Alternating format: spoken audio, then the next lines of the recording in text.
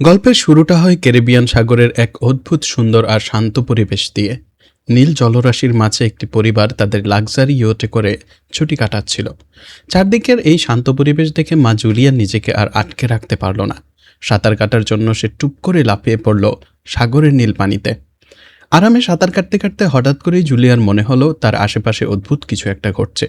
সাগরের গভীরে যেন কোনো একটা রহস্য লুকিয়ে আছে, কিন্তু চারদিকে তাকিয়ে থেকেও যখন সে কিচ্ছু দেখতে পেল না, জুলিয়া ভাবল হয়তো এটা তার মনের ভুল।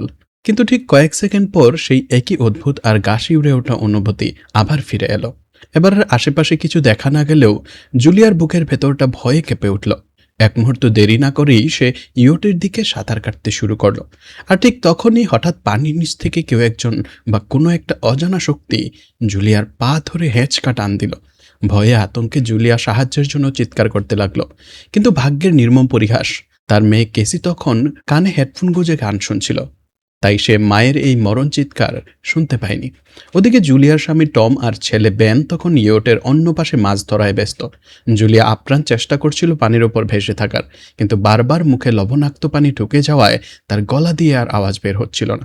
কিছুক্ষণ পর টমের হঠাৎ খেয়াল হলো বেশ কিছুক্ষণ ধরে জুলিয়ার কোনো সারা শব্দ নেই। সে ইয়টের চারপাশটা খুঁজতে গিয়ে শকড হয়ে গেল। দেখলো তার স্ত্রী পানির মাঝে জীবনের শেষ লড়াই চলছে। টম চিৎকার করে বাচ্চাদের ডাকলো। ইয়টটাকে জুলিয়ার দিকে ঘুরিয়ে সে শটান একটা লাফ দিল সাগরে। দ্রুত সাঁতরে জুলিয়ার কাছে গিয়ে তাকে চাপটে ধরল এবং ইয়টের দিকে নিয়ে এলো। বাচ্চারাও ওপর থেকে টেনে তুলল দুজনকে। মৃত্যুর মুখ থেকে ফিরে এসে জুলিয়া মনকে সান্ত্বনা দেওয়ার চেষ্টা করলো যে হয়তো সাগরের কোনো বড় ঢেউয়ের টানেই এমনটা হয়েছিল। রাত হতেই সাগরে সে আতঙ্ক ভুলে সবাই মেতে উঠল বেনের জন্মদিন উদযাপনে।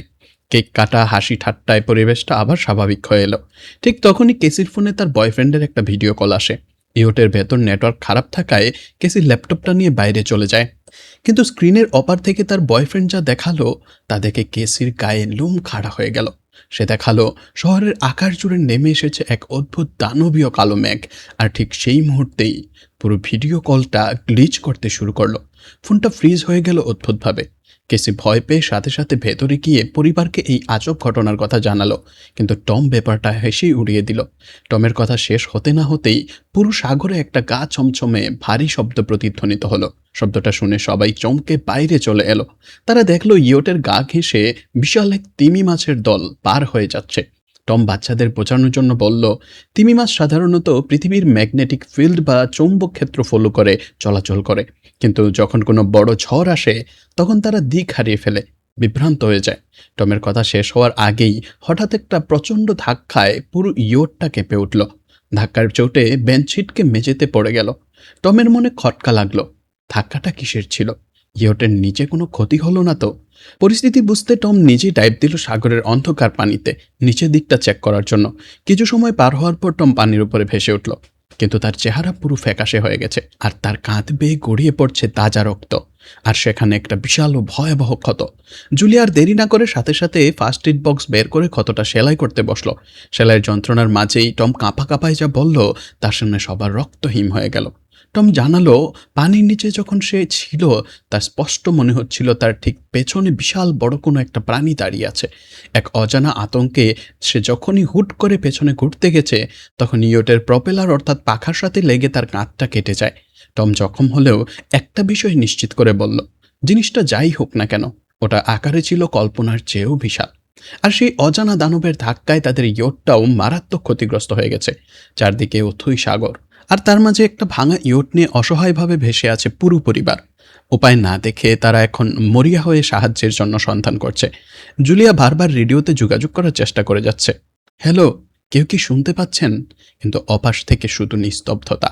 ওদিকে কেসিও তার ফোনে একটুখানি সিগন্যাল খোঁজার আপ্রাণ চেষ্টা করছে, কিন্তু নেটওয়ার্ক যেন পুরোপুরি গায়েব। ঠিক তখনই কেসি চোখের সামনে ভেসে ওঠে এক অদ্ভুত ভয়ঙ্কর অবয়ব। ভয়ে সে চিৎকার করে ওঠে, কিন্তু পরক্ষণেই ফুল ভাঙে। ওটা আসলে কোনো দানব ছিল না। জুলিয়ার ছোট ছেলে বেন একটা মাস্ক পরে ফাজলামো করছিল, কিন্তু এই বিপদের মুখে বেনের এই রসিকতা কারোরই ভালো লাগেনি। এর কিছুক্ষণের মধ্যেই ঘটে আরেক বিপদ। ইয়টের ইঞ্জিনটা পুরোপুরি বন্ধ হয়ে যায়। মাঝ দরিয়ায় একদম অচল হয়ে পড়ে তারা। হঠাৎ জুলিয়ার রেডিওতে একটা কর্কশ ভাঙা ভাঙা আওয়াজ ভেসে আসে, কিন্তু সেই অডিও কোয়ালিটি এতটাই বাজে আর অদ্ভুত ছিল যে কেউ কিছুই বুঝতে পারল না। পরিস্থিতি আরও জটিল করে টম পরিবারকে জানায়, তাদের কাছে যে খাবার পানি আর পানি আছে তা দিয়ে সর্বোচ্চ 4 দিন চলা সম্ভব। এখন কোনো মাছ ধরার ট্রলার বা জাহাজের দেখা পাওয়া ছাড়া তাদের বাঁচবার আর কোনো পথ নেই। কিন্তু নিয়তি বোধহয় তাদের উপর আরও বড় কোনো খেলা খেলছিল। হঠাৎ করে ইয়টের রাডারে অদ্ভুত কিছু একটা ডিটেক্ট হয়। সাথে আসে এক কান ফাটানো শব্দ। সবাই তাড়াহুড়ো করে ডেকে এসে আকাশের দিকে তাকাতেই তাদের চোখ চড়ক গাছ। আকাশ থেকে ঝাঁকে ঝাঁকে ঝুলন্ত উল্কাপিণ্ড ধেয়ে আসছে পৃথিবীর বুকে, আর সেগুলো যেখানেই আছড়ে পড়ছে সেখানেই ঘটছে এক একটা বিশাল বিস্ফোরণ। একটা আগুনের গোলা ঠিক তাদের ইয়টের কাছাকাছি এসে সাগরের পানিতে আছড়ে পড়ে। জীবন বাঁচাতে টম পাগলের মতো ইয়টের ইঞ্জিন চালু করার চেষ্টা করতে থাকে। অনেক কসরতের পর ইঞ্জিনটা স্টার্ট নেই ঠিকই, কিন্তু তখনই আরেকটি জ্বলন্ত আগুনের গোলা তাদের একদম মাথার উপরে সে আঘাত হানে। মৃত্যু নিশ্চিত জেনে পুরো পরিবার ভয়ে একে অপরকে শক্ত করে জড়িয়ে ধরে। কিন্তু তখনই টমের মাথায় একটা খটকা লাগে। সে বুঝতে পারে এগুলো আসলে কোনো উল্কাপিণ্ড নয়, এগুলো মানুষের তৈরি কৃত্রিম উপগ্রহ বা স্যাটেলাইট, যা মহাকাশ থেকে খসে পড়ছে। ওই মুহূর্তেই বেন চিৎকার করে বলে, ইয়ট থেকে ধোঁয়া বেরোচ্ছে। টম চেক করে কপাল চাপড়ে ওঠে। ইঞ্জিনটা এবার চিরতরেই পটল তুলেছে। বাইরে বাতাসের গতিবেগ মারাত্মকভাবে বাড়তে শুরু করলে পুরো পরিবার ইয়টের ভেতরে গিয়ে আশ্রয় নেয়। কিন্তু আতঙ্কের চোটে তারা কেউই খেয়াল করেনি যে ইয়টের ড্যাশবোর্ডে থাকা কম্পাসের কাঁটাটা অস্বাভাবিক দ্রুত গতিতে বনবন করে ঘুরছে। সাগরের দানবীয় ঢেউগুলো ইয়টের গায়ে আছড়ে পড়ছিল। বেন ছিটকে পড়ে এবার বেশ ভালোই চোট পায়। টম নিজের জীবন বাজি রেখে কোনো মতে বাইরে গিয়ে সবার জন্য লাইফ জ্যাকেট নিয়ে আসে। আর ঠিক তখনই পুরো ইয়টের বিদ্যুৎ চলে যায়। চারপাশটা ঘুটঘুটে অন্ধকারে ডুবে যায়। টম অন্ধকারে হাতড়ে মেইন পাওয়ার বক্সের সুইচ চাপতে আলো ফিরে আসে ঠিকই, কিন্তু আলো আসতেই বেনের চোখ যায় জুলিয়ার দিকে। সে দেখে জুলিয়ার নাক দিয়ে টপ টপ করে রক্ত ঝরছে। জুলিয়ার মাথা ঘুরতে শুরু করে, আর অন্যদিকে তীব্র অসুস্থতা বোধ করে কেসি বেসিনে গিয়ে বমি করে দেয়। চারদিকের এই নরককুণ্ডের মাঝেও টম রেডিওতে সিগন্যাল খোঁজার চেষ্টা থামাচ্ছিল না। হঠাৎ করেই বাতাসে এক তীব্র শব্দ, কান ফাটানো হাই পিচ শব্দ প্রতিধ্বনিত হয়। ঝড়ের বেগ এতটাই বেড়ে যায় যে ইয়টের ছাদের একটা দরজা ভেঙে হা হয়ে যায় এবং কাচের জানালাগুলো চুরমার করতে শুরু করে। কোনো উপায় না দেখে টম একটা ফ্লেয়ার চালায়, আর এর পরপরই সবকিছু একদম নিঝুম অন্ধকারে তলিয়ে যায়। পরদিন সকালে আবার সবার চোখ খোলে। তারা স্বস্তির নিঃশ্বাস ফেলে, যাক, ভয়ঙ্কর ঝড়টা থেকে অন্তত তারা বেঁচে গেছে। কিন্তু বাইরে এসে তারা যা দেখলো তা দেখার জন্য বোধহয় পৃথিবীর কোনো মানুষই প্রস্তুত হবে না। ইয়টটা তো অর্ধেক ধ্বংসই হয়ে গেছে, কিন্তু তার চেয়েও বড় যে ধাক্কা তা হলো পুরো ক্যারিবিয়ান সাগরের পানি ভোজবাজির মতো গায়েব হয়ে গেছে। চারদিকে কোনো পানি নেই, মাইলের পর মাইল শুধু শুকনো কাদা আর মাটি, আর তাদের ইয়টটা এখন আটকে আছে সেই মাটির ওপর। এই অবাস্তব দৃশ্য দেখে পুরো পরিবার স্তব্ধ হয়ে দাঁড়িয়ে থাকে। কেসি ফোনের নেটওয়ার্ক চেক করে দেখে পুরো গ্লোবাল নেটওয়ার্কই ডাউন। বেন তখন পরিস্থিতি বুঝতে না পেরে মাটিতে পড়ে থাকা দুটো মরা কাঁকড়া নিয়ে খেলছে। ওদিকে টম যখন কম্পাসটা চেক করে তার পায়ের তলা থেকে মাটি সরে যায়। সে দেখে কম্পাসের পোলারিটি পুরো উল্টে গেছে। বিজ্ঞানের ইতিহাস অনুযায়ী পৃথিবীর ম্যাগনেটিক পোলের এই উলটপালট বা জিওম্যাগনেটিক রিভার্সাল শেষবার হয়েছিল আজ থেকে প্রায় 7 লক্ষ বছর আগে। এই বৈশ্বিক ধ্বংসযজ্ঞ দেখে কেসির মনে হয় মেইনল্যান্ডে থাকা তার বয়ফ্রেন্ড হয়তো আর বেঁচে নেই। মানসিকভাবে ভেঙে পড়ে সে ডুকরে কেঁদে ওঠে। জুলিয়া যখন তাকে সান্ত্বনা দিতে যায় তখন এক বুক ক্ষোভ আর আতঙ্ক নিয়ে কেসি নিজের মাকে সরিয়ে দিয়ে ইয়টের এক কোনায় গিয়ে লুকিয়ে পড়ে। বাস্তবতার নিষ্ঠুর আঘাত সামলে নিয়ে জুলিয়া আর টম তাদের বেঁচে থাকার রসদপত্র পরীক্ষা করতে বসে। খাবার আর পানি যেটুকু আছে তা ফুরিয়ে আসছে দ্রুত। ওদিকে ছোট ছেলে বেন নিষ্পাপ মনে এক অভিনব বুদ্ধি বের করে। সে তার জন্মদিনের রঙিন বেলুনগুলোকে একটা পাথরের সাথে বেঁধে দেয়, যদি দূর থেকে অন্য কোনো বেঁচে থাকা মানুষ এই বেলুন দেখে তাদের সাহায্য করতে এগিয়ে আসে। ঠিক তখনই জুলিয়ার শত চেষ্টার পর অবশেষে রেডিওতে একটা মানুষের কণ্ঠস্বর ভেসে আসে। অপাশে থাকা লোকটার নাম নাও। সে আসলে একটা সাবমেরিনের ক্যাপ্টেন, কিন্তু সাবমেরিন ক্যাপ্টেন যা জানালো তা শুনে টম আর জুলিয়ার পায়ের তলার মাটি সরে গেল। নাও জানায় তার বিশাল সাবমেরিনটিও এখন সমুদ্রের তলদেশে শুকনো মাটিতে আটকে আছে। সে নিশ্চিত করে যে পৃথিবীর ম্যাগনেটিক পোল বা চৌম্বক মেরু সম্পূর্ণ উল্টে গেছে, আর এই মহাজাগতিক ওলটপালটের কারণেই মহাসাগরের সব পানি এক নিমেষে পিছিয়ে গেছে। সমুদ্রের তলদেশ এখন মাইলের পর মাইল শুকনো, আর স্থলভাগগুলো চলে গেছে পানির নিচে। নাও আফসোস করে বলে এখনো পর্যন্ত সে আর কোনো বেঁচে থাকা মানুষের সন্ধান পায়নি। পুরো পৃথিবী গ্লোবাল কমিউনিকেশন সিস্টেম ধ্বংস হয়ে গেছে। তবে নাও তাদের একটা আশার আলো দেখায়। সে বলে মেরুগুলো হয়তো 1 সপ্তাহের মধ্যে আবারও আগের জায়গায় ফিরে আসবে, আর তখনই সমুদ্রের পানি দ্বিগুণ গতিতে ধেয়ে আসবে নিজের ঠিকানায়। ক্যাপ্টেন নাও তাদের কড়া হুঁশিয়ারি দিয়ে বলে, যত দ্রুত সম্ভব কোনো উঁচু জায়গায় চলে যাও, কারণ পানি যখন ফিরে আসবে তখন এক প্রলয়ঙ্করী সুনামি তৈরি হবে, যা চোখের পলকে সব ভাসিয়ে নিয়ে যাবে। কিন্তু সমস্যা অন্য জায়গায়। নাও জানায় একটা ক্র্যাশে তার পার্টনার মারা গেছে, আর তার সাবমেরিনে এখন মাত্র 3 জনের জায়গা খালি আছে। চারদিকে নিশ্চিত মৃত্যু দেখে একজন মা বাবার মন কেঁদে ওঠে। জুলিয়া আর টম রেডিওতে আকুতি জানিয়ে বলে, দয়া করে আমাদের বাচ্চাদের বাঁচাও। আমাদের যাই হোক, তুমি শুধু আমাদের দুটো সন্তানকে রক্ষা করো। ক্যাপ্টেন নাও তখন তাদের সাবমেরিনের সঠিক কোঅর্ডিনেটস বা লোকেশনটা দিয়ে দেয়। টম ম্যাপ ঘেটে হিসাব করে দেখে শুকনো সমুদ্রের বুক চিড়ে হেঁটে সেই সাবমেরিন পর্যন্ত পৌঁছাতে তাদের অন্তত 2 থেকে 3 দিন সময় লাগবে। টম পরিবারকে সান্ত্বনা দিয়ে বলে, আজ রাতের মতো ভালোভাবে বিশ্রাম নাও, আগামীকাল ভোরেই আমরা রওনা দেব। পরদিন সকাল। পুরো পরিবার তাদের দরকারি মালামাল ব্যাগে প্যাক করেছিল। ঠিক তখনই টমের চোখ যায় কিছুটা দূরে ধোঁয়াশাচ্ছন্ন মরুভূমির মতো সাগরের বুকে কিছু একটা নাড়াচাড়া করছে। কাছে আসতেই দেখা গেল সেটা একজন অদ্ভুত চেহারার খোড়া মানুষ। তার হাতে একটা তিমি শিকারের ভয়ঙ্কর বল্লম, আর সাথে একটা হিংস্র কুকুর অনবরত ঘেউ ঘেউ করে ডাকছে। টম মানবিকতার খাতিরে লোকটার দিকে সাহায্যের হাত বাড়িয়ে দেয় এবং নিজের কাছে থাকা একটি পানির বোতলও তার দিকে এগিয়ে দেয়। লোকটা বোতল নিয়ে এমন এক অদ্ভুত ভাষায় বিড়বিড় করছিল যা টম কিছুই বুঝতে পারছিল না। কিন্তু পানি খাওয়ার পরের মুহূর্তেই সেই অপরিচিত নরপিশাচটি তার আসল রূপ দেখায়। কিছু পৌঁছে ওঠার আগেই সে পানির বোতলটা দিয়ে টমের মাথায় সজোরে আঘাত করে এবং তার মুখে এক মারাত্মক লাথি মারে।